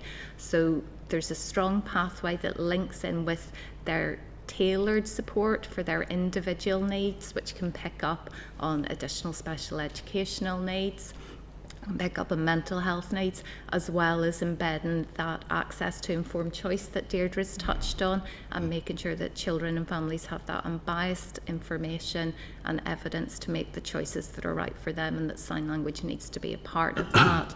In terms of reasonable steps, we appreciate the enabling approach being taken in the bill, and that detail will flow through from regulations and flow through into best practice guidance and the statutory guidance. But it's important that the threshold that's aimed for is high. It's not about minimum standards, it's about what should be done to meet children's and families' needs. Déirdre, you might want to come in a bit more on that. Just to say that, well, I think that's covered the question, but I would just add that consultation with the deaf community and that wide berth of children maybe with representatives with mild, moderate hearing loss, which is the majority of deaf children in Northern Ireland, they need to be included in any consultation around the high threshold. Thank you. I see also from your website the Scottish Government has responded positively to proposed amendments to recognise British Sign Language in its new education legislation, and that's thanks in part to 400 deaf children and young people writing to the Scottish Parliament's Education Committee. And I think we have seen some great examples here recently, both in this committee and the PIC on which I sit, of young people here engaging on the development of legislation, and the value they can bring to that. So do you have any other, and I certainly think we will want to consider that what you mentioned there about engaging with some of the young children you represent. I think that would be a great opportunity for us. But do you have any other positive examples of engaging with children, engaging with legislative development that you can share today? Our colleagues who focus their work in Scotland are absolutely delighted with the developments and the recognition in the legislation in Scotland, and it does provide a really powerful example of how the views and experiences and the needs of children and their families should be shaping legislation. We would want to acknowledge the Department's ongoing dialogue and engagement with a wide range of organisations and bodies across deaf children and families and the wider deaf community, and we want to see that continue. It's important that the bill, as we've mentioned, doesn't almost inadvertently restrict that good practice that is developing. Children and families' experiences need to be at the heart of the development of the bill, and right through regulations, the development of guidance, and then further through to the reporting on how effective the legislation is. We have really valuable insights from children and families through our consultation about what they would like to see the bill deliver, what it's important for them. Part of that possibly speaks to promotion of sign language. One of the consistent themes from children and from parents has been the potential role of education and work in early years in education to bring sign language into the curriculum more, and that to not just be a vehicle to increase use of sign language, but to increase acceptance, understanding, inclusion, improve deaf awareness in society. We're not where we should be on that for deaf children and their families in Northern Ireland, so the bill, while it obviously has a focus on linguistic rights and sign language, also offers the potential to move us on much more for deaf children. And if I could just add to that as well, all our evidence today is informed by our own consultation with deaf children and their families, and they are really excited about the promise that's been brought forward in this bill. For example, if you look at workforce as well and building of the bank of tutors, interpreters, they're talking to us about how, a great opportunity for deaf people to become involved in becoming tutors and to bring that really invaluable lived experience. So there's a range of opportunities there for deaf children going forward. Thank you very much, Chair, and thank you very much for your presentation. Just when you were speaking there about sign language in the curriculum, I agree that would be a fantastic way to spread a wider knowledge of sign language, of using sign language. And children are sponges, so they will love seeing something practical and physical that they can do. But it has been raised with me in another evidence session that if we bring sign language into the curriculum, that is not the only thing that schools should do, because a child who uses sign language is probably more proficient than the rest of the people in the class because they're only starting to learn. What can we do? It's about this thing about deaf school and mainstream school. Has there been any comment from any of the children about a preference for being in mainstream or having deaf school, or how do we take that forward to achieve the best possible outcomes for those young people?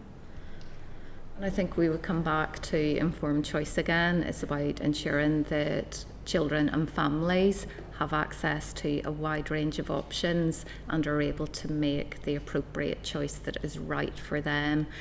Wherever deaf children are in our education system, it's absolutely vital that their right to education should be being supported by tailored support based on their individual needs. Just for information, in Northern Ireland, over 3/4 of deaf children are in mainstream settings in education. Around 21% are in special schools, and then smaller numbers of deaf children will be in schools that have a resource provision, a dedicated resource provision attached to the school, or in the one specialist school that we have for deaf children and visually impaired children in Northern Ireland. But the potential to find ways and to build on the positive momentum of the bill to achieve progress in a wide range of settings. Education is such a clear example where that momentum and those opportunities should be taken to promote inclusion is really important. And when we talk about taking the opportunities for inclusion, in clause 5 it talks about the prescribed organisations must have regard to guidance. Do you think that's strong enough? I think that's a good example. We're strengthening, potentially, or considering strengthening legislation in the bill might be helpful to ensure that there's due regard to guidance. It is statutory guidance. We want to see guidance of high quality, informed by the experiences of deaf children and young people. But again, we're back to setting that high threshold for prescribed organisations to meet across all areas of children's lives. And on that, a timetable. The bill can go through as an act and it sits on the statute books, but until a lot of the regulations are brought forward, it won't do anything. I'm very aware, if we go into a consultation with the deaf community, that it needs time to make sure that the regulations will not be a done deal because they'll be organic, but that the regulations at least have some sort of strength. Should we be pushing for some sort of a time scale for regulations, or is it better not to do that because of the consultation needs? And I think that's where there is a balance to be struck between being pragmatic and ensuring the bill is delivered and ensuring it's directly informed by the experiences and the expertise and insights of those who it will most affect. What we would say is that our first consultation on this, like many others, was in 2016 with deaf children. They are no longer children. That is nearly a decade ago. Déirdre's touched on the excitement, the sense of hope and pride there is for children and families that will come with the legislation. We would like to see it delivered for deaf children and families in this mandate, where there is the momentum, there is strong executive support from all parties. We don't want deaf children and families to have to wait longer. I'm just thinking about in clause 6, clause 6.2, it talks about advice as to best practice as set out in guidance by virtue of this section may include. Now, I'm a great believer in no, you do. There's a baseline that you do have to include. What's listed there is not bad. It's not everything, but it's not bad as a start. Do you think that there should be a baseline? That even before we go into the consultation with the deaf community, instead of offer or facilitate, you must provide, as an outcome of this bill, sign language communication in British and Irish, Did you think there is a baseline that we should start from? We could get that going, because I'm just a little bit concerned there's too many mays and mights and, could instead of must and shall. Yes, and I think as well for us, on our focus on deaf children and families, that's where we think it might be helpful to explore ways to embed the bill or the regulations or the guidance a little bit more in the wider policy framework for children and young people, and that then addresses some of the concerns that the prescribed organisations may be too narrow in focus. They may not be in the settings that are important to deaf children and their families, or where the guidance may not fully address all the areas that are important to children and families. Again, this is about us wanting to ensure that the bill will deliver meaningful change in children's daily lives. My final one is again back to this thing on promotion and how we get that out. I watched very closely when health and safety legislation was brought in across Northern Ireland. There was a very determined way that was promoted through Northern Ireland so that all employers would know. Promotion of sign language, to be honest, if we take the same route as that, we can actually have a holistic, cross-executive, cross-departmental promotion of sign language. It's not just if you need it on request, it's a natural part of work. Do you think then that there should be a little bit more in the promotion section just to outline guidance of how that will be done, or when that promotion will happen on a regular basis, hopefully? I think whether it sits on the face of the bill or it comes through regulations or guidance, probably the committee, the assembly, is better placed to judge that than us. Our main concern is that it is there and that the opportunity to give further definition and clarity to promotion is taken. We've talked about education, we've talked about raise deaf awareness initiatives. It's also making sure that prescribed bodies are aware of their duties, that the wider deaf community is aware of the obligations that prescribed bodies should be meeting on their behalf. And there's important learning from other jurisdictions that have legislation in place. So for example, in Ireland there were around, I think 30% of designated bodies weren't aware of the legislation and their new duties. So it's important that we get to a point where when the bill is ready and becomes live legislation, that all the building blocks are in place so that children and families start to see the difference, the positive difference translating into their lives. I mean, if I could just sort of say as well about promotion, and I'm just circling back always to the consultations we've had with the deaf community, like promotion equals inclusion. And one of the key themes, and the most poignant theme, was the need to reduce that sense within, deaf children's sense of isolation, difference, promote equality and inclusion. And this promotion piece, if you're thinking about it within the school context, yes, it's a greater use of sign language in schools at all levels of the curriculum, but also deaf awareness. I mean, the dream would be that a child would go in and there would be, it wouldn't just be their immediate circle that would know sign language. It would be, their teacher, their classroom assistant, the dinner lady, might have a bit of sign language. So, I mean, all those sort of promotion duties within school, that will break down those barriers. So it is crucially important, and it was a key thing that keeps on emerging. And when we asked in our recent survey on the bill and the positive change, there was of course support for access to sign language interpreters, access to information in sign language, but the changes that attracted greatest support, particularly from parents, were staff being able to use sign language and other children being able to use sign language. Morris? Thank you, Chair. Thank you very much for your presentation. Very interesting. I'm along follow the same lines as Kelly in education. That I think that it should be, especially at primary school level, there should be an understanding of sign language which promotes inclusion, it promotes social acceptance, that people have a difference and here's how you deal with it. It would also, I think, promote the development of children who are deaf if they could communicate with their peers in a classroom setting, in a playground setting for having fun, and also the teachers, etc. So, how, along Kelly's lines there, how do you get that message across that the children need to be educated from primary school level to use and to understand, not just deaf children, but children who have no hearing difficulties, so they can communicate. And it breaks down barriers, as you've already said, that children can, and how children do it naturally, become friends with anybody and everybody, and it would help communicate and maybe build friendships and break down those social barriers.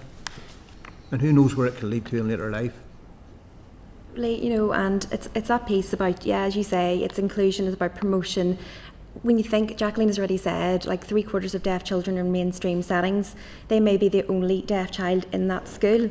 So already baked in is a kind of a sense of difference. So if we're speaking to that, if we're including sign language maybe in the curriculum, you know, at an early level, deaf awareness even, you know, and an awareness of sign language for the whole school, you know, that's at the very early level, you know, that speaks to that, and that will, as you say, break down the barriers, and that can be built on in, you know, in at secondary school. You know, we would be working, you know, for the introduction of a sign language GCSE as well. So, you know, there's lots of things that you can build on, but yes, I think you're right when you mention at an early level, it is so important. My granddaughter's learning Spanish and Mandarin at her primary school, and her teacher explained it to me simply that when she graduates to the next level of schooling, she'll already have a head start. Yep. And if you're learning sign language at primary school, you have a head start. Thank you, Chair. Ross. Thank you, Chair. I'm interested in the definition of the deaf community. I don't know if you have the wording of the bill in front of me, clause 11. So the deaf community seems to be described as anyone basically who uses sign language for the purpose of the bills, whether that's they themselves are deaf or a family member is deaf. So it can include people who have full hearing.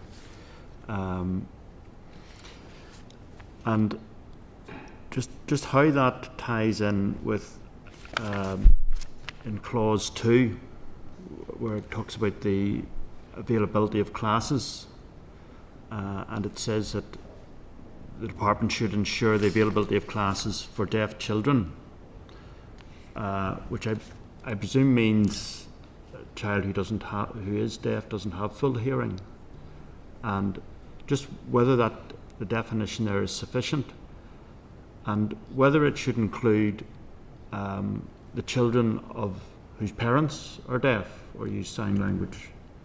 Because my reading of that then would mean that the provision of classes wouldn't apply to children born to parents who use sign language. It just seems to be the only, in that clause 2, paragraph 2, seems to be the only place where it talks about deaf children rather than members of the deaf community, which in 11 is described as basically, it seems, my reading of it is anyone who uses sign language is a member of the deaf community.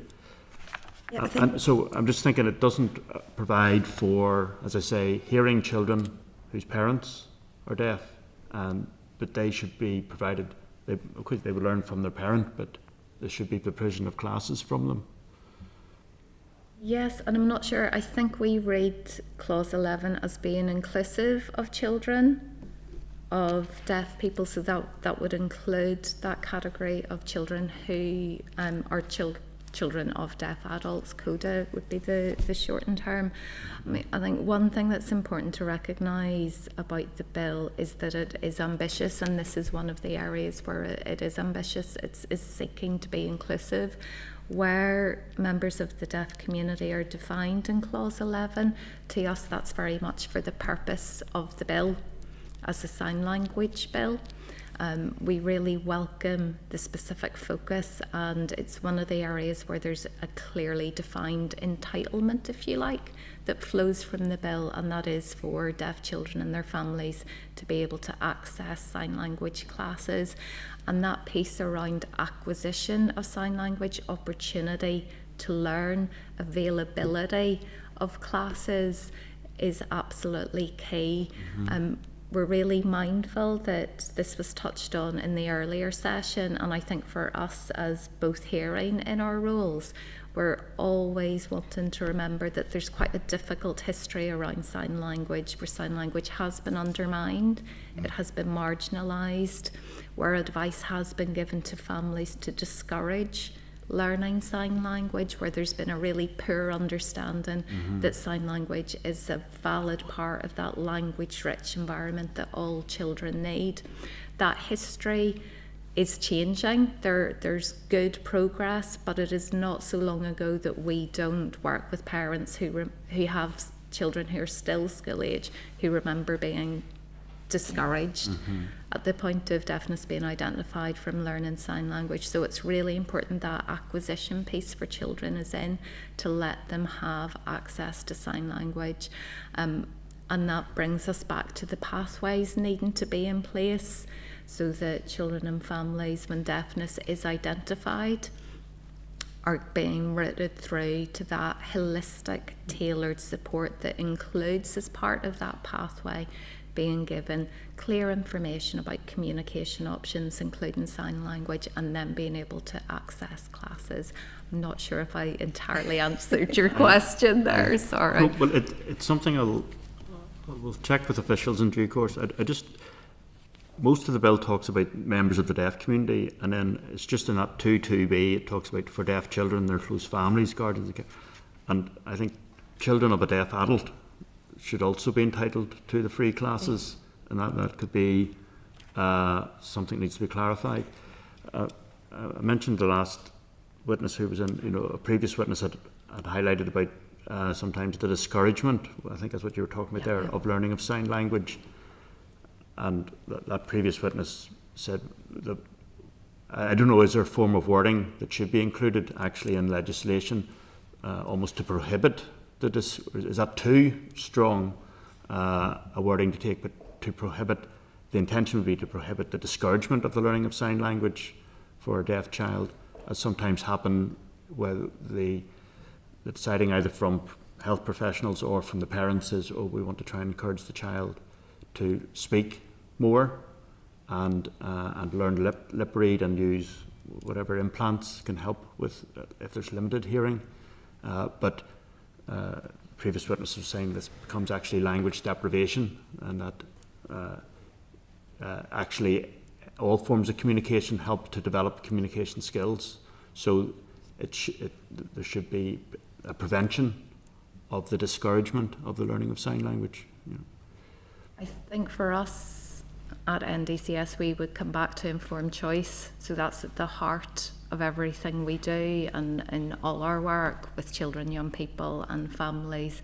And it's about the importance of children and families being able to have meaningful choice, clear, unbiased information, meaningful choice, and then access to that infrastructure to support them and the professionals as part of that around the communication mode and language that is right for them. We would be mindful that that changes, evolves. We've touched on that already, and it's really important that that's in line with children's wishes as they grow and develop. It's also important when we're thinking of families that we work with to recognise that for some families use of sign and spoken language is important. For some children, their needs as well as their wishes will change over time. That might be because of, for example, progressive deafness. It might be because there are certain listening environments where sign language is much more appropriate and supportive to them. It might be because their deaf identity as a young person is growing and their connection to the deaf community, deaf culture is increasingly important to them. So for us, it's more making sure that the language in the bill supports that choice, that there's a recognition in the bill that a child and family's relationship with sign language may be evolving, and that there's not any risk of interpretation or implementation of the bill being restrictive and making assumptions that, for example, a child and a family should have made a decision by the time they reach first year of compulsory school, when we know that the majority of children referred to the Education Authority Sensory Service are already school age at that stage. Okay, no, I hear what you're saying on that. Can I ask one other question, Chair, for time? I wanted to ask about schooling, and you give statistics there, 3/4 of deaf children, are in mainstream schools, 21% are in special schools, such as Jordanstown, is that right? Is that still one of the... Jordanstown we would describe as the specialist school for deaf children and visually impaired children in Northern Ireland. Can you, in terms of 3/4 who are in mainstream schools, can you tell us more about how that is enabled? Are these children who might have partial hearing, or can it be children who are fully deaf? How does that work in practice? It can be a mix. So again, we would want to see individual choice, being able to drive and inform that work around school choice and school placement, that the needs of the child will be catered for individually within each school, and that I suppose particularly thinking about mainstream schools and special schools, the Education Authority Sensory Service I mentioned earlier will have been with those children from birth or from the earliest point of identification, supporting families, and part of their role is to ensure there's tailored support for the child and the family, that progress is being achieved, but they also have a role in advising and supporting mainstream and special school settings to make sure staff have the training, the equipment, the general ongoing advice that they need to be doing whatever is necessary to ensure that each deaf child can fully participate in their education, and also the wider aspects of school.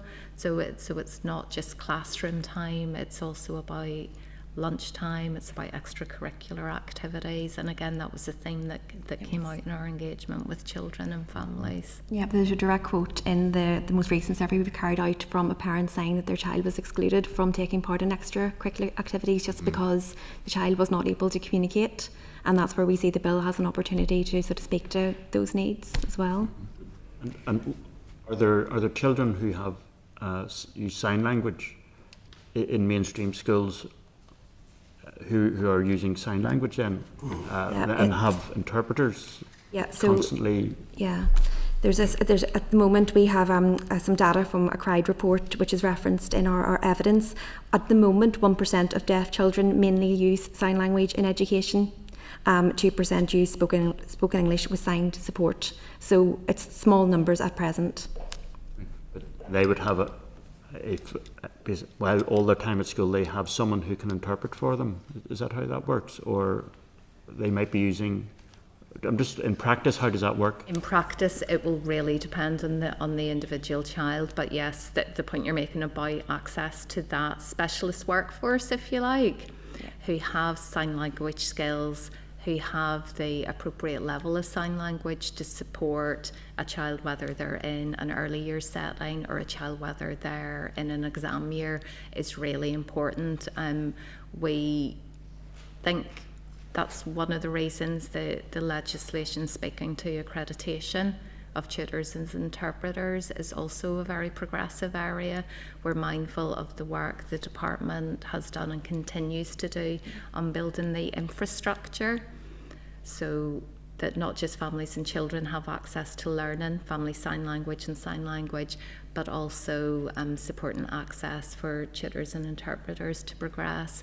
That will need to keep being developed and built over time as part of the implementation.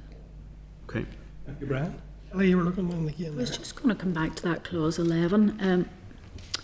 The definition of the deaf community, is there a better one than that? Because it really is quite convoluted what has already been included in the bill. Is there anything that's a bit simpler that's used elsewhere?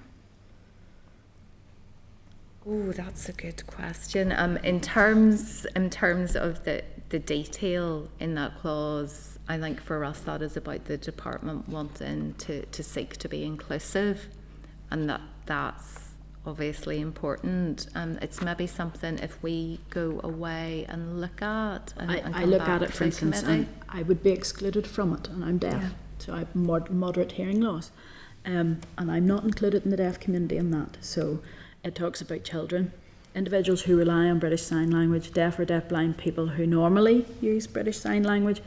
It doesn't talk about adults who have acquired hearing loss and, double hearing aid wearers.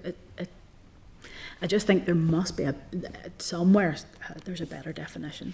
Yeah, and it goes back to that inclusion piece. You're right entirely. It needs to be recognised that deaf children, deaf people's relationship with sign language can evolve over time. You know, most children in Northern Ireland, as I referenced earlier, have mild to moderate hearing loss. They may not need sign language at the start of their journey, but that may change through choice or through, you know, deterioration of hearing, whatever. So that needs to be spoken to. And I think that you're right in terms of there's a bit of inconsistency in the language throughout the bill. So I think some phrase that says necessary or convenient or relies on. You know, when necessary and convenient maybe is stronger, possibly, but it would be better if that was consistent throughout the legislation, probably. If there is another definition, if you from your own organisation, it would be really helpful to see that. It's almost like, Chair, it's like a definition of the sign language community, perhaps effectively, and I know it's a sign language bill, but yeah, at times it feels it clashes with other definitions then. Yeah. We could also take some advice from our own bill office around the language and the meanings and options around some of that language, the may, must, the plural of communities. In fact, I note within your submission around the culture of deaf children, and I'm sure deaf children are actually at the driving for of creating that. And it's probably like many other things where there are cultures, there's not even one, and that's to be inclusive as possible. So I think we maybe should take a wee look and just take some further advice on how that might be better reflected.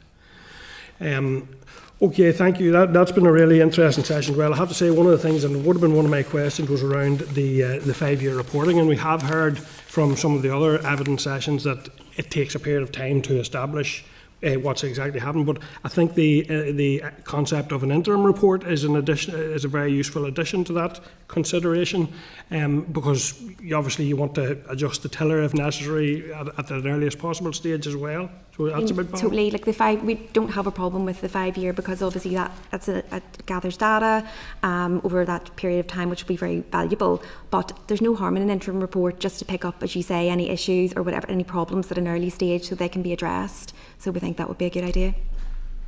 Thank you. And the other thing I was very conscious of as you were talking around was the whole that issue of inclusion and the concept of you need to see it to be it. And I was reflecting actually on, and the committee had raised several times around the BBC's decision to remove signing from their midday news. I think it was a really poor decision, I have to say, because it was one opportunity where people saw a sign being used in a mainstream setting. I have to say, I often would have found I would have watched the bulletin again, because first of all it was more interesting with sign, and I suppose you were hoping to pick up a wee bit of sign or whatever, but it just was an occasion in the day, and the idea that it's all now sort of late at night and in the bottom of the screen and all of that, I think it was a poor step, and we did as a committee raise that, but it's poignant today in relation to the discussion that we're having. So thank you very much. We will be in touch with you around some of the things that have been discussed, and appreciate your written submission and your evidence here today. It's been really useful and a really, really important perspective to include children specifically as a voice, and I think that's really the committee really do appreciate that. So thank you. Thank you. Okay, members, so any follow-up actions then, members? Can we just get agreement? Would members agree that we seek some advice from the Bill's office around the language and how we might... On the definition of the deaf community? Or on a number of, that for one, and I think that's a valuable point to raise, but around some of the other, just a singular of community and things like that. See, and the consistency maybe as well. Yeah, and well, if we could raise that with them, I just feel, as I've asked both the two to be there about who gets the classes. I just feel there's more work needed on that, and that point about, it's entirely about individual choice, respecting that. But few have pointed this idea of a discouragement, of the learning of sign language, and just strengthening up the idea that it should never be discouraged. It should always be promoted. And that issue of children of a deaf adult, which my reading of that means they're not entitled to classes, which they should be. Pardon clarification, Kelly, were you looking to? Yeah, I was going to say, can I get clarification on 7.3a? And it goes on then later on, 7.4b. It's this, that the department, the regulations under this chapter may confer functions on the prescribed organisation apart from the Northern Ireland departments, but they are the prescribed organisations. And then it goes on to say regulations may limit the operation of this part in relation to particular prescribed organisations except the Northern Ireland departments. Does that mean then the Northern Ireland departments set their own policies and procedures, or am I reading that wrong? It'd just be useful for a legal mind that knows bills just to clarify what their understanding of it is, because to be quite frank, this is the sign language bill. It doesn't matter what department takes it through, it's a law of the land. There should be a way that the sponsoring department can confer rules and regulations on other departments. Yeah, would members be content? We seek clarity on that. Yeah, and members are content on the other issue. Chair, I'm just going to say that we will be, before the summer recess, providing a summary report to members on the evidence that's been gathered to date and the sort of main objective points, and that might be the time where we then communicate with the department around seeking some of those clarifications as a group, rather than doing maybe week by week, if members would be content. Yeah, members content? Okay. Just on that, I was going to ask, how many sort of mainstream organisations are there? We've heard from about, I don't know, 4 or 5 now, with representing the interests of the deaf community. Are there more to come before us then? Going on to looking across to my colleague over in the corner there.